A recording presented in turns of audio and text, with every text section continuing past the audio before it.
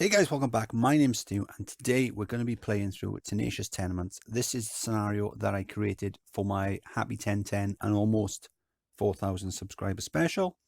After a local housing development fell through, you convinced the local authority to allow you to build an amusement park. Your objective: to have 10 different types of roller coasters operated in your park, each with an excitement value of at least 6. So it's not meant to be a difficult scenario. It's mainly meant to be like a sandbox for practicing and building 10 by 10 coasters. So let's get stuck in now. I'm going to switch research onto no funding because I've got pretty much everything that you could possibly want already unlocked. So let's just put down a couple of kiosks as well to begin with. We can open up the park. So it is going to rain at some point, and when it does, we want to get some money from the guests. Let's put the map down and the umbrellas up. We don't have to worry about the amount of guests in the park for this because it's a coaster building scenario, so we can charge them as much as we possibly can. One thing I do remember doing, and that's put in the maximum at 10,000. So one thing I'm going to do as well, I'm going to put some no entry signs just there.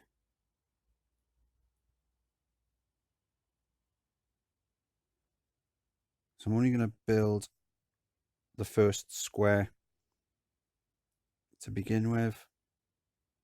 So that's all the guests need to be able to access. Okay, so let's clear the bushes.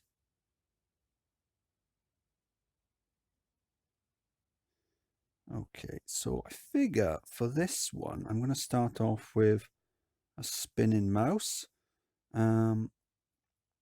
So let's start it just there. I'm going to go up to, that'll allow me to put padding underneath to get a cheeky excitement bonus. And when I start this one, I'm going to do that. And you might think, what is he doing? It'll make sense in a second.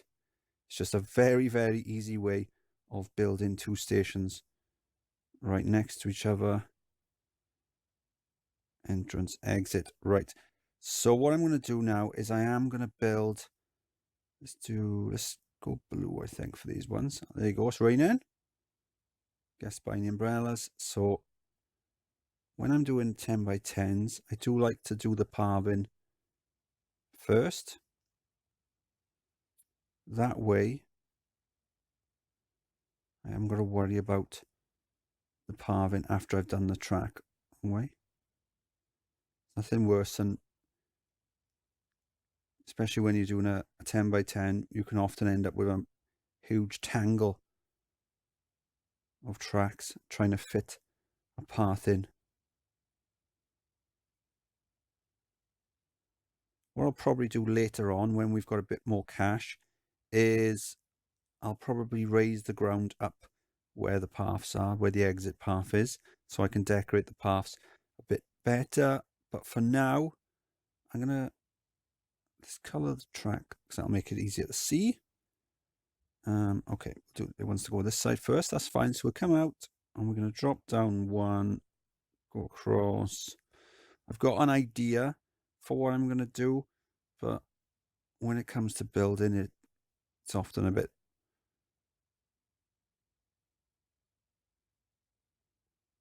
sort of improvised. So with this one, we're at 35. We don't need a huge drop for these. I think it's only about 14 feet or something. I'm not sure.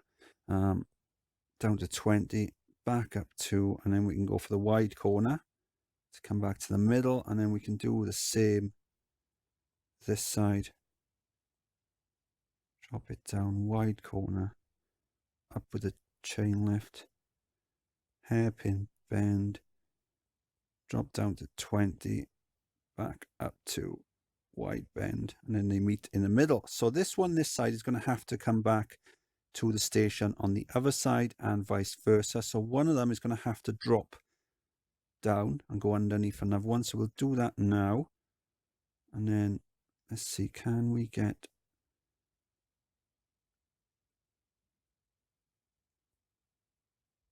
Just need to get it to... I'm going to put a straight piece here. And then there. Now the straight piece, I might be able to... I might have to replace it with brakes later on, depending on how fast the train, the cars are going, and the lateral G's. We can, yes, we can fit under there.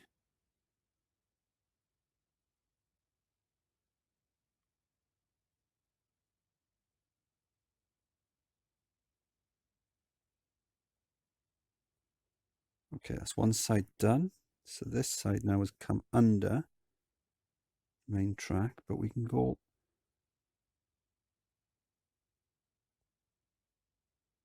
We can get it to come up there. It's wide bend. Drop down again. Let's turn it around so you can see. Bring it all the way along. Hairpin bend.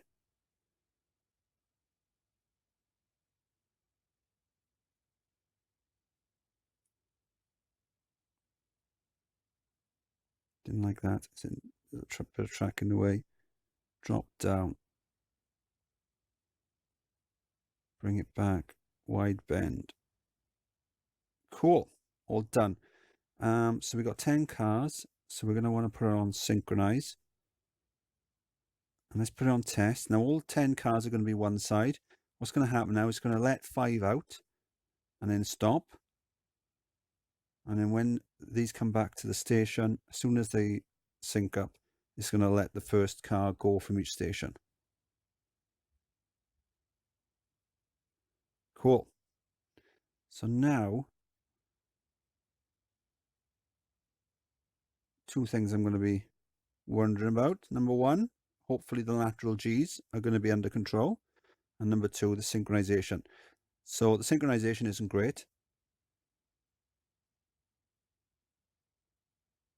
Oh, brilliant. Those stats are excellent to begin with. But the synchronization isn't great. One side is shorter than the other. But that's fine. That's where we can use brakes, or we can lengthen the track.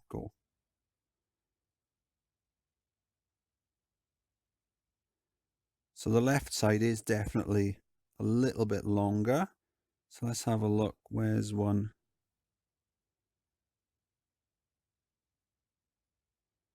Just wait for one to come up here. Okay. So I'm looking at the speed now. How fast is this going to go across the middle piece?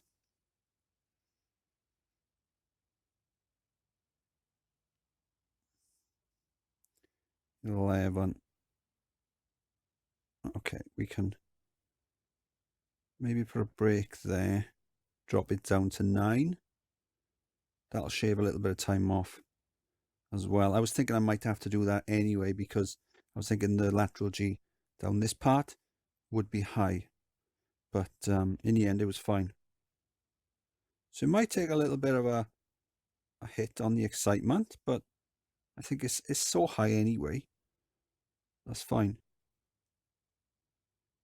And there's some nice gaps this corner, just down here, where I should be able to put some merchandise stalls down as well.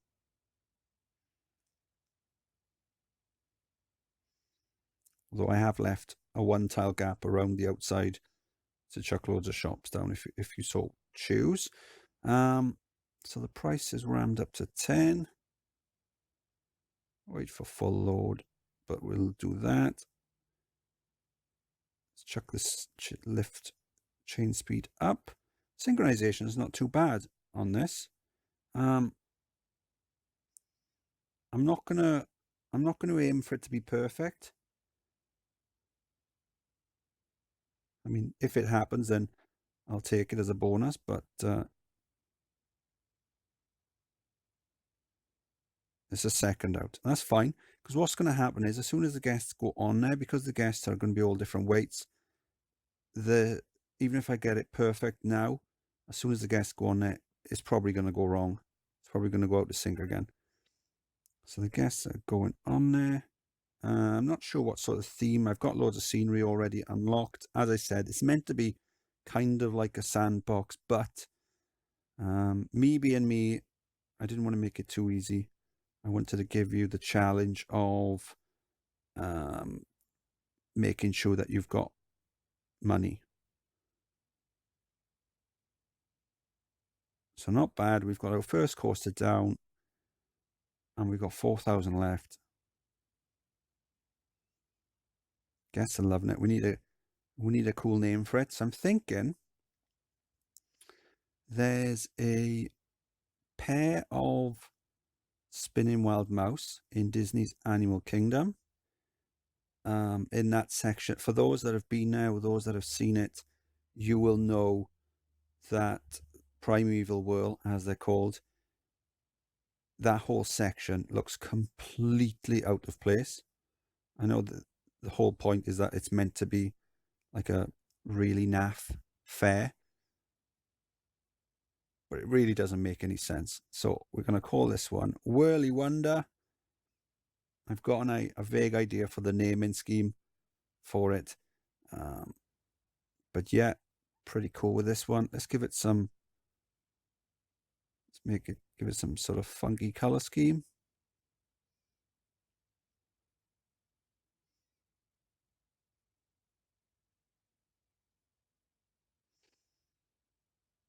Cool.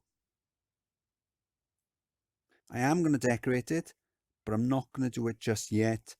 Reason being, I've only got 4,000 left. I don't want to spend all my cash on scenery yet. We can do that when the money starts rolling in. So let's get some extra stuff down.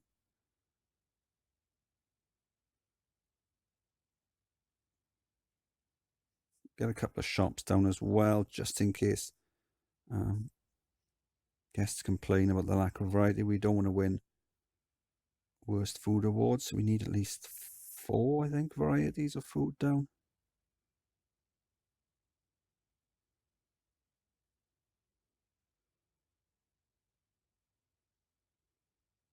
They usually put them to £2 a go. $2, €2. It's all the same in this game anyway. At the moment, it's all the same in real life, to be honest. Let's have a look. And a pizza stall as well. Cool.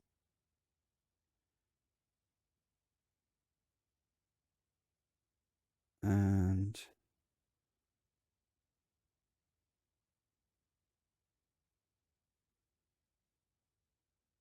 let's do a balloon store.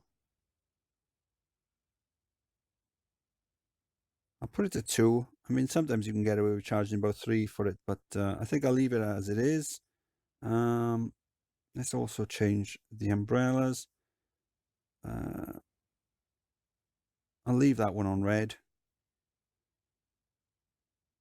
One thing I like to do is when I'm placing information kiosks down, change the color of them, of the umbrellas. That way then when it rains and you've got a sea of umbrellas, it looks cool when they're all different colors.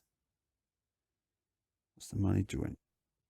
It's going to start going up as the guests come in. What you could do is I've got tons of flat rides on you.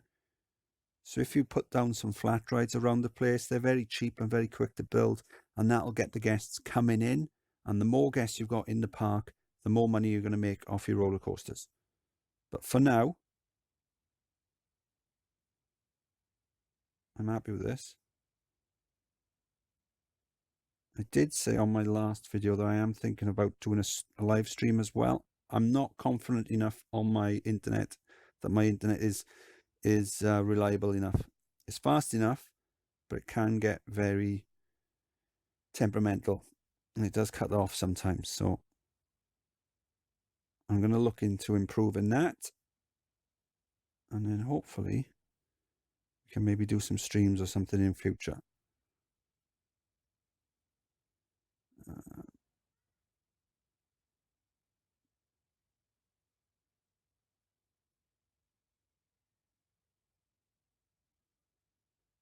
And a mechanic. Doesn't need to be there. Cool.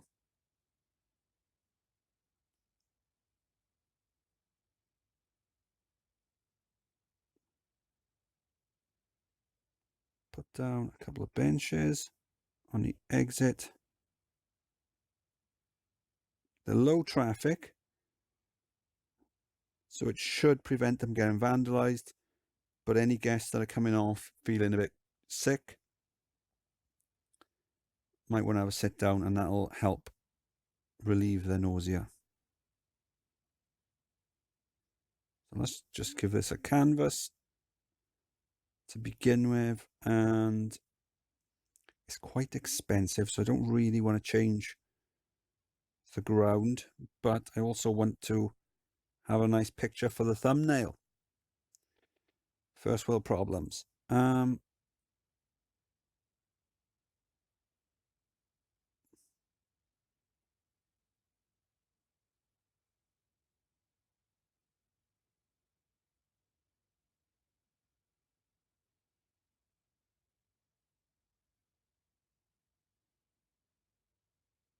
Cool.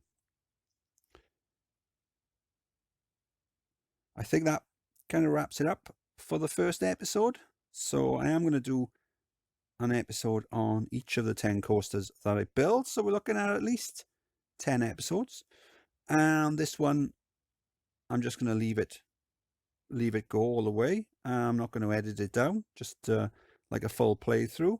Hopefully people will enjoy that. It's not something I do very often, but if people enjoy it, then I've got no problem doing it more in future. And it makes it far easier to edit as well. So this was the first part of Tenacious Tenements. I am Stu. If you enjoyed the video, please like and subscribe. I'll see you next time. Bye.